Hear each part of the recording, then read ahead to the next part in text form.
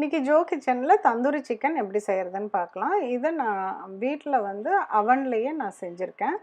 இதுக்கு 3 whole leg piece எடுத்திருக்கேன். அந்த தைஸோட ஜாயிண்டாக இருக்க மாதிரி. அது மேலால் வந்து எல்லா பீசஸ்லேயும் ஒரு 4-5 ஸ்லிட் வந்து போட்டிருக்கேன். அது போன் வரைக்கும் டீப்பாக இருக்கணும்.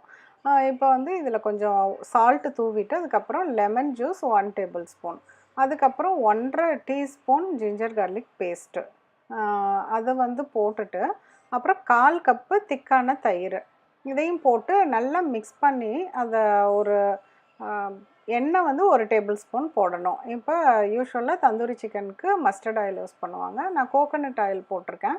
இதை ஒரு 15 to 20 மினிட்ஸ் ஊற வைக்கணும். இப்போ தந்தூரி சிக்கன் மசாலா பவுடர் வந்து நம்ம ரெடி பண்ணலாம். 1 டேபிள் ஸ்பூன் மிளகாத்தூள், ஒரு 3/4 டேபிள் ஸ்பூன் கொத்தமல்லி தூள், அதுக்கப்புறம் 1 டீஸ்பூன் சீரகத்தூள், 3/4 டீஸ்பூன் கரம் மசாலா, 1 டீஸ்பூன் தேவையான அளவுக்கு உப்பு. இப்போ இதை வந்து ஒரு பவுலில் போட்டுட்டு நல்லா மிக்ஸ் பண்ணிக்கணும்.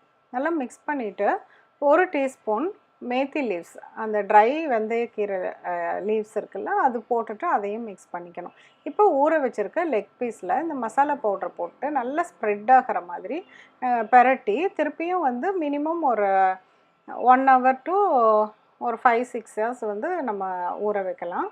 ஃப்ரிட்ஜில் வச்சிடலாம். நான் 1 hour ஊற வச்சனால வெளியவே வச்சுட்டேன். இப்போ 1 hour ஊற வச்சாலுமே minimum 1 hour 30 minutes to 1 hour ஊற வச்சிங்கன்னா கூட ஓகே, அது ஒரு பெட்டர் வந்து டேஸ்ட் வந்து கிடைக்கும். இப்போ நான் அவனில் அந்த வயர் ரேக்கில் வந்து இந்த பீசஸை இந்த மாதிரி அடுக்கிட்டு 180 டிகிரி செல்சியஸில் 30 to 40 மினிட்ஸுக்கு வச்சுருக்கேன். 30 to 40 மினிட்ஸ்க்கு அடியில் வந்து அந்த க்ரீஸ் மாதிரி ஒழுகும். அதுக்காக வந்து ஒரு ட்ரே வச்சு அலுமினியம் ஃபாயில் போட்டிருக்கேன். இப்போ பார்த்திங்கன்னா இந்த ஒரு 35 மினிட்ஸுக்கு அப்புறம் நான் எடுத்தது இந்த மாதிரி இருக்குது.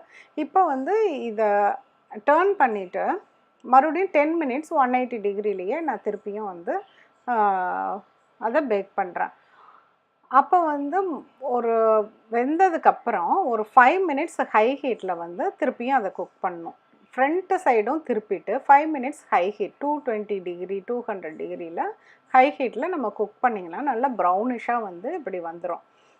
நல்லா ஒட்டியிருக்கும். அந்த ஷைனிங்காக இருக்கிறது எல்லாமே நல்லா ட்ரை ஆகி அந்த சிக்கனில் வந்து ஒட்டி தான் இருக்குது. இப்போ வந்து கொஞ்சம் மேலால் வந்து நம்ம பட்டரை ப்ரஷ்ஷால் வச்சுட்டு இது பண்ணோம். ப்ரஷ் இல்லைன்னா ஒரு டிஷ்யூ பேப்பர் வச்சு கூட பட்டரை வந்து மேலால் நம்ம இந்த மாதிரி ப்ரஷ் மாதிரி பண்ணிடலாம். கண்டிப்பாக இதை வந்து செஞ்சு பாருங்கள். உங்கள் ஃபீட்பேக் என்னன்னு சொல்லுங்கள்.